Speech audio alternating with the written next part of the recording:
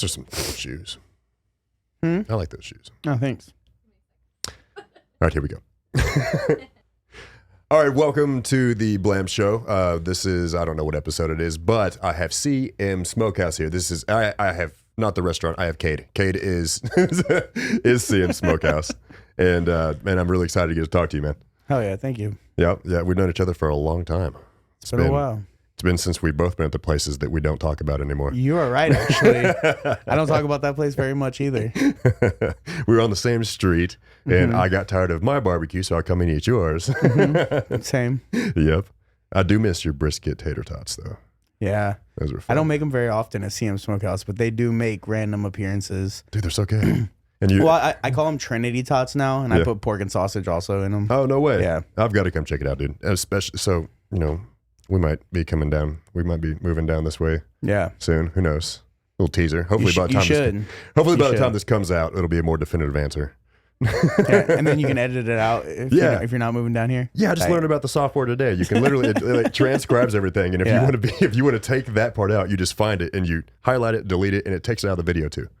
That's insane. Yeah, super insane. So about the tots, you don't make them much anymore. Nah, maybe every couple months I'll make them for a weekend. Like if we've got a big weekend coming up. Have you seen anybody else do them? No. Because the way I remember you telling me, like kind of a while back on the way that you did them, like it is so fucking, the sausage stuffer, man. Yeah, that is so fucking cool. I mean, you're basically just making potato sausage. Yeah, and just lopping it off every inch or so. Well, no, I do it in like long things and then lop it, kind of like how you cut gnocchi. Yeah. Yeah. And then does it hold together? Yeah. What do you have it used for a binder? So eggs and potato starch. Okay. And that holds everything. That's that's pretty classic hash brown. Yeah. Yeah. Yeah. You're basically making a hash brown and then just putting it out of a sausage extruder. And just rolling it. Yeah. Yeah. if it was like this, I'd probably could make them a lot faster. Me too, man. We're working on that. Yeah. So after you, when exactly were you like, hey, I'm done working for somebody else. I'm going to do my own. I got to start my own thing. Whenever I felt myself start to get a little bit negative at my last job. I feel you. And like, I felt like I was at a point where I was answering to people that I could almost do some of the stuff better than, and I was like, I'm ready to start making my own way and my own path in barbecue. And not having somebody sit there and lay it out for you. You have to follow these parameters. Exactly. I don't like following parameters. I don't like staying inside the lines. Like that's why we've always got along. Yeah. Like I do barbecue a little bit differently than most other people do. Yeah, you really do. You really do. So like you've got everybody that really starts out doing this barbecue scene. You know, you got your basics that you're doing. You're doing your brisket, your pulled pork, your ribs, and then most of them are buying sausage. You know, and then, you make your sausage, and then you've got your steak, turkey, maybe something else. But you've got the staples, and everybody just cooks those. And then me not, I'm included in this. At Smiley's Barbecue, we didn't go outside the bounds much. It was mostly just traditional, meats. Yeah. So you're taking all those traditional meats, and which for the longest time was kind of sacrilege in this little, Central Texas barbecue game, and you're taking it to the next level. That's just from your chef background, really, right? Yeah, kind of. And it's more or less just getting bored making those same 6 proteins and 5 sides a day type of thing. Like, I can't do it anymore. The labor of love turns to a labor of tough. It turns into a chore. And when it turns into a chore, I don't want to do it anymore. And that's whenever you have the actual mindset to be like, look, so I don't get bogged down by this for, too long, I'm going to start just changing it. You got to innovate it. When it kind of started as us putting our chef spin on it to use up our leftover barbecue back in Waco, I guess, because we had a couple of other food trucks besides just the guest one. Yeah, and so we would want to find outs with it without having to reheat brisket, because I will not serve reheated brisket. No, I still to this day don't, even though it's all chopped brisket. Yeah. Like, oh really? No. I see that's something. So how are you? That's something. How are you? I mean, I cook every other day, and I hold it in the hot box hot for 48. Yeah, and that used to be such like a thing that people would be like, it dries it out.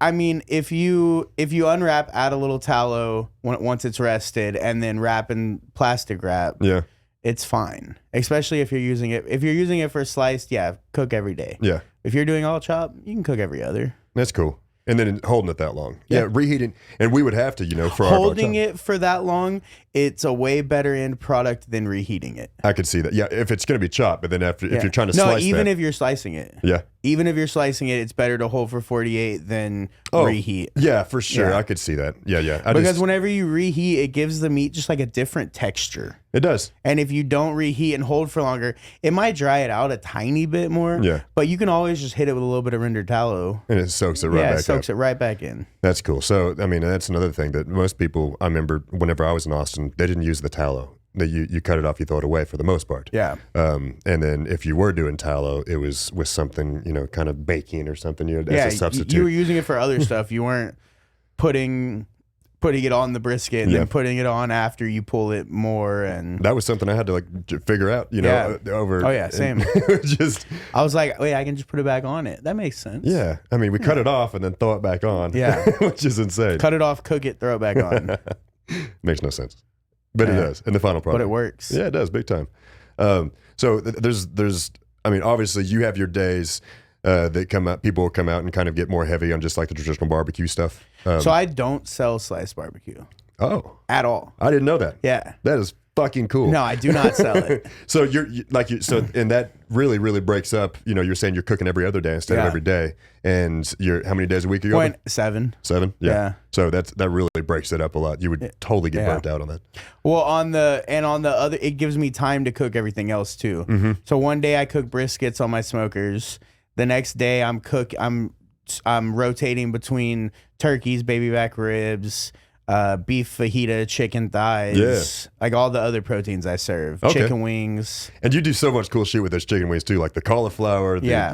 I'm smoking cauliflower. That's what we use the ribs for. Yeah. So everything else doesn't have to be fresh because it's all going from cooler to being cooked again, then served. That makes so much sense. But yeah, no, I don't serve any sliced barbecue. I did not know that. Yeah. I mean, I guess going back and looking at your feed and stuff now, like that makes so much sense. Like you might randomly see sliced brisket on my feed. Yeah. But like I either made that for somebody that was very adamant about wanting sliced brisket, or it's like for one of the homies. Gotcha. And then that's normally the ones that post a bunch anyway. Yeah, so exactly. That makes sense. Dude, you're getting so much love right now from a certain podcast. Which is amazing. How do you kind of put that together? It's been a lot of love from all over the place, not just from that podcast, but it's just the big one that's kind of in the spotlight right now. Yeah. I mean, that podcast is cool. I'm really glad that I've gotten the opportunity to put my food in front of him so that he could enjoy it for what it is. Yeah. And it's helped. I mean, it's definitely made an impact. You can tell. Yeah, good. Yeah, because for the longest time, and nothing against him at all, but they were sending everybody like Terry Blacks and stuff. Well, I mean, they still are. Like Terry Blacks is still Terry Blacks is the most consistent good barbecue you're gonna get in this town. I agree. Like you can go there 7 days a week at any time of the day and get a really good tray of barbecue. Absolutely. Yeah. They hooked me up with it's probably my most eaten at barbecue place in this town. Like either that or Leroy and Lewis. Yeah. I've been sending a lot of people to them too. Yeah, I mean those are the two places that I go eat at if I go eat barbecue, which honestly doesn't happen very seldom. often. Yeah. I went to Style Switch last night. It was good. Yeah. Their ribs. I've always really liked their ribs. Yeah. Was it I mean, I haven't been there in probably 3 years. It was good. Yeah, good. Nice. Man, they've got so many so many Mobergs parked up in the back. I love their rigs. Yeah. The way that they have everything set up. They have so many smokers between all their locations. What are you smoking on now? I've got a 500 Cucaracho. Yeah. And then I've got the very first 500 that Reed built. Oh yeah. For guests, yeah. Nice. And that's it. I'm getting a 7-foot-long Santa Maria grill on Tuesday. Who built that for you? Texas Ranch Grills. Cool. I think is what it's called. I don't know, some person I found on Instagram. No, you're just like, oh, that looks cool. Let me get one of those. Yeah, exactly. That's sweet. I mean, it was a really good price. It looks like a good product. Right. I mean, you're pretty much a one-man crew when it comes to this. I mean, you've got obviously a few guys that work for you. So I've got a big crew. I've got 16 people working for me. I'm fucking behind. I'm way behind. So are you the guy that's doing all your back end and stuff too? Like, the business side of it? No, I've got business partners and they own the bar that I'm at, and they help me with all of that. Like they do a lot of that stuff. My wife had to do it for me. I pretty much just focus on cooking. Yeah, us that cook aren't usually that smart when it comes to book God, stuff. I know. We need someone else to do that. We can't do that All ourselves. that teaching lady told me was, Yeah. Brandon Hurtado is the only one that can do all that himself. Oh, no, he's so smart. He really is, man. And he's like a marketing genius as well. Yeah. his pits are cool. No, I pretty much get to focus on cooking and growing the business and going out and meeting people and stuff. Like, I mean, I've got such a great crew too. Yeah. That I can be away for whatever I need to, like even middle of South by St. Patty's Day while there's a party going on at our place right now, and there's probably 600 people there, and I can just leave. And thank you so much for this, bro. No, I mean, That's so cool. I'm just saying, like, I have a good enough crew to where I can do that. And that's really hard to find. That was one of the biggest things I struggled with. Like we'd have good people working for us throughout the time, but it wasn't. I couldn't ever get the whole big crew. To everybody that had the passion that we have. I've only got a handful of people on my crew. And most of them are like my food runners that I haven't worked with before. Like most of my cooks, I either line cooked next to, I managed next to, or something back in the day. Yeah. And then whenever I moved back here, I just got them to come work with me instead. Yeah, hey, what's it going to take to come over to my place instead? Exactly. Do you have any? Any plans for like the like building out like a brick and mortar or anything over there? Or? Not over Something there, more permanent? no. But I mean, there'll be more permanent stuff coming soon. That's very cool. Yeah, I'm gonna be doing the food for all the Bolden Acres that they do. Yeah, and there's gonna be another Bolden Acres opening late this year. Okay, hopefully. Where do you know where? Ground's breaking fairly soon. Yeah, it's going to be up kind of in the Domain Soccer Stadium area. They need something like that over there for sure. Yeah, it's going to be up in that area. That's cool. So it's going to be super cool. It's like BFE over there, man. It's like, yeah. but it's going to be great. It is. Like, I'm super stoked about that one. Sweet. What are you most excited about? Obviously 2022 has just now started. Are you kind of taking it one step at a time, or do you have some big? I'm trying to take it really slow. I don't want to. A lot of people try to grow too fast, and I don't like rushing it, so it'll get where it gets. Yeah, like I'm just gonna see where it goes. Like Bolden Acres is super busy, so it takes a decent amount of my time. Like, and the guys that own and run Bolden Acres are great.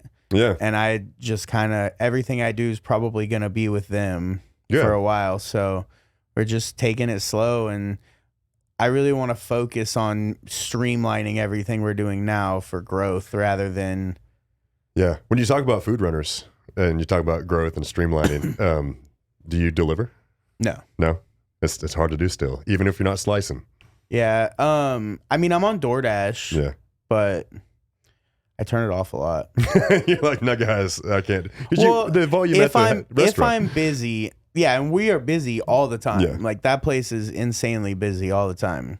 And so if we're busy, why do I want to have to do something that's more complicated that I have to pay 15% of just to get someone else food? Like, and you have no control over it. And I have no control over how long it takes the driver to come pick it up, how long it takes them to eat it. Like it's like, ooh, this motherfucker got a Crunchwrap Supreme. Hell yeah. Yeah, like, or it's like he ordered a Crunchwrap and it takes the driver 30 minutes to come get it, so then he gets it an hour later and it's shit. Yeah, you're right. Yeah. And that was always the biggest struggle with running Smiley's. All these people, we know it was during the pandemic, obviously, everything got shut down, especially in our area, to where there was nobody coming out to eat, nothing at all. And so we're trying to figure out ways to get people the food, and so they're not too scared to come to the restaurant, and we just couldn't do it. I couldn't see myself raising the price. During the pandemic, we did our own delivery, I guess. That's cool. Like we set up an online thing and we're delivering it ourselves. Yeah, and it worked out pretty good. Yeah, it was all right.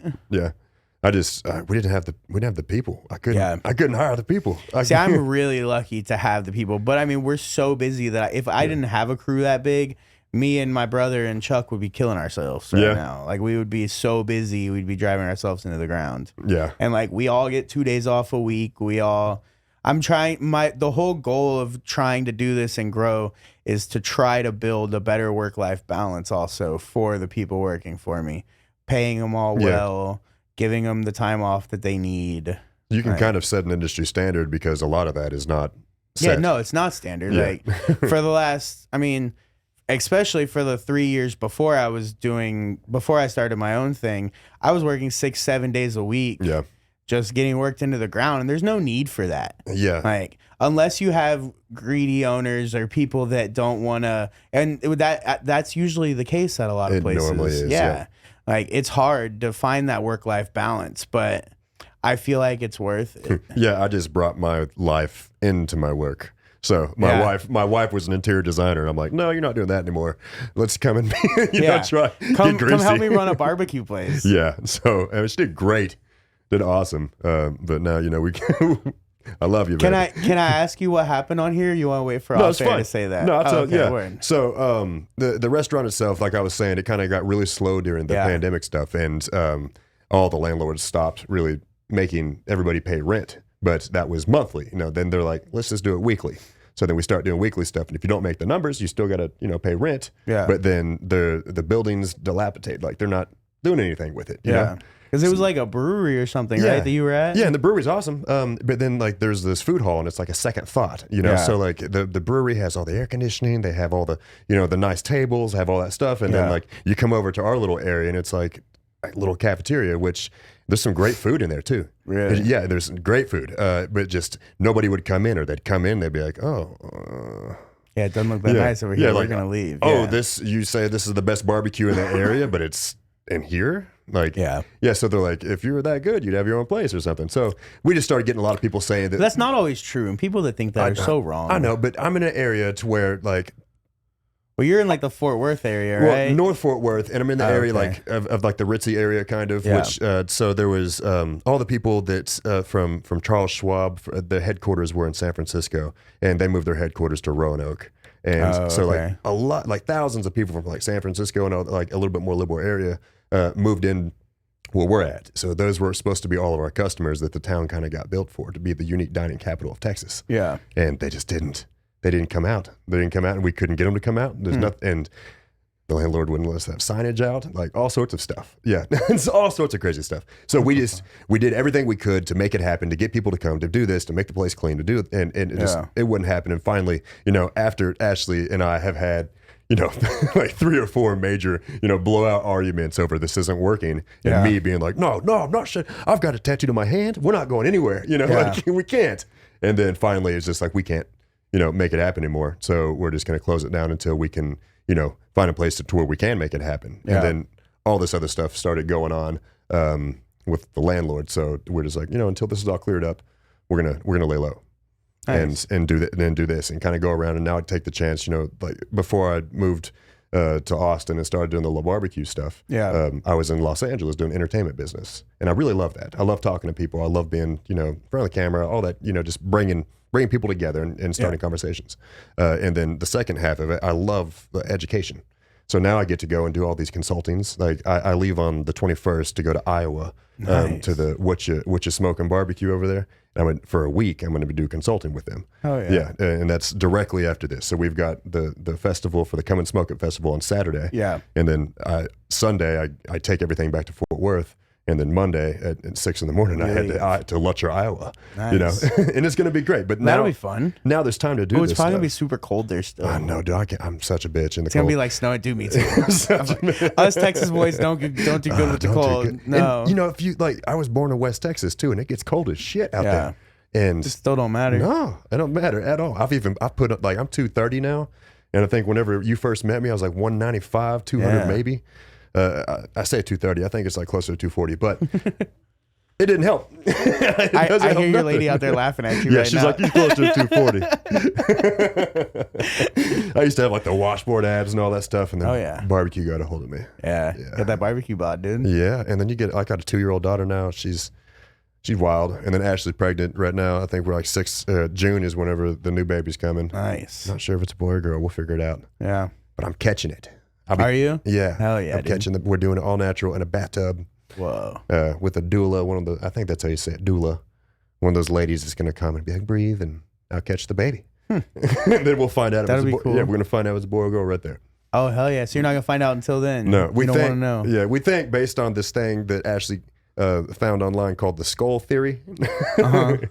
Because, male and female have different bone structures. Yeah. This is fact. Scientific fact, not my opinion. Okay, so if you go and look at all of the women on my side of the family, all the women on her side of the family, they're really like rounded off jaws. Nobody has like the big Ken jaw. Yeah. But all the men on both sides of the family got this like jawline. Yeah. So that we took the 19-week sonogram from Summer, our 2-year-old, and took the 19-week sonogram from baby number 2, and then all of a sudden you can see this like Clark Kent looking jaw. Oh yeah. So we think it's a boy. Nice. But that's as far as we're gonna get. Somebody told me to get like the string and the nail thing, and see what way it spins or something. Yeah. I mean, why try to figure it out if you want to find out when I know, it's like born? we've got technology. We can just go and be like, hey, what is it? Yeah.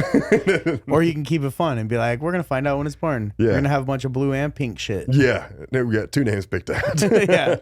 Yeah. Well, the girl, and I think we're doing Hazel, and the boy, if it's a boy, to be River.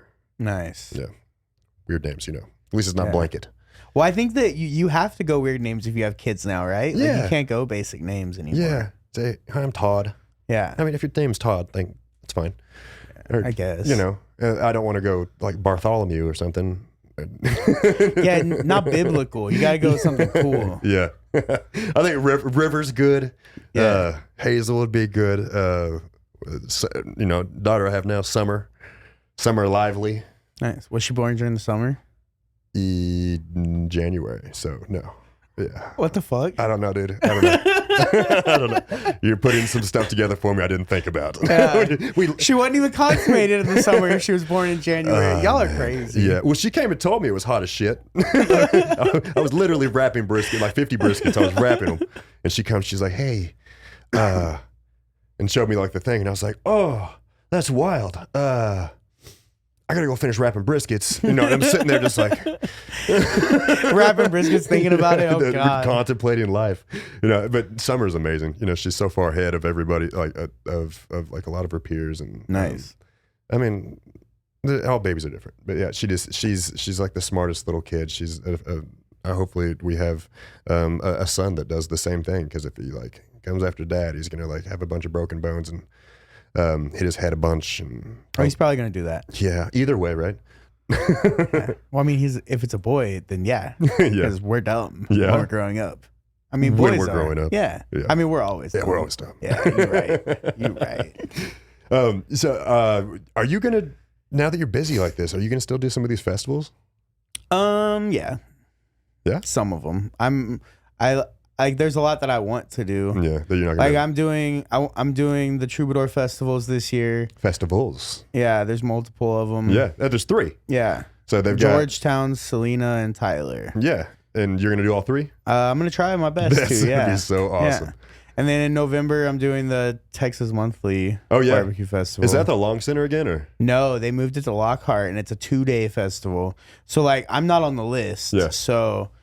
But I'm doing the day before. So the Sunday is all the guys on the list and stuff. And Saturday is like, I think they're doing, what did Daniel say it was going to be called? I don't know. It's something where like barbecue around the world or something. Cause there was an article in the one that had like me and Coy and JQ and a few of those other places in the article in between the top 10 and the 11 through 50. And I think it's going to be all of us and like a couple of other people, I'm sure. It's because I felt bad. No, I don't think so. Not at all. No, it's cool. It's just to showcase what barbecue can be, which is what I'm trying to do anyway. So I'm really happy about that. That's good. That's good.